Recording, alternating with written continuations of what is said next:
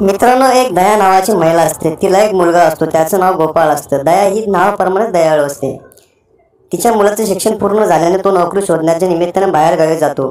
दया रोज 3 भाकरी आणि 1 भाजी करत.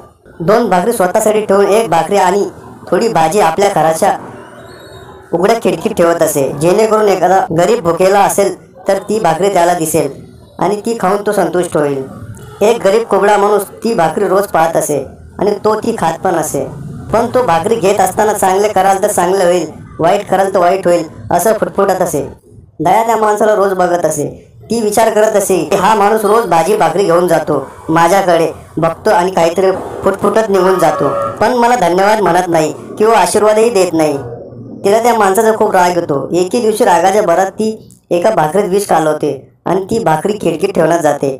पण दुसऱ्या क्षणी तिच्या मनात विचार येतो की मी जे करते आहे ते अत्यंत वाईट आहे, हे बरोबर नाही. असा विचार करून ती विषारी भाकरी चुलीत जाळून टाकते आणि दुसरी ताजी भाकरी करून खिडकीत ठेवते. नित्यप्रमाणे तो माणूस भाकरी खातो आणि फुटफुटत निघून जातो. काही वेळाने दारावर ठकठक होते. ती दार उघडते आणि दारात आपला मुलगा गोपाळ पाहून तिला फार आनंद होतो. दया त्याची विचारपूस करते. तेव्हा गोपाळ सांगतो की मी फार थकलेला आहे, भुकलेला आहे. बऱ्याच दिवसापासून मला खायला मिळालेलं नाही. अशक्तपणे मी रस्त्याच्या चक्कर येऊन पडलो होतो. एका माणसाने माझ्या तोंडावर पाणी शिंपडलं आणि मी शुद्ध राहिलो. त्याने मला भाकरी आणि भाजी खायला दिली.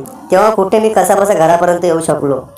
आता दयाच्या लक्षात येते की आपल्या मुलाला मदत करणारा तो रोजचाच कोबडा माणूस आहे. तिच्या काळजात चर होतं. आज जर मी रागाच्या भरात केलेली विषारी भाकरी खिडकीत ठेवली असती तर किती अनर्थ झाला असता. ती देवाचे आभार मानते. तेव्हा मित्रांनो, नेहमीच चांगलंच काम करत जा.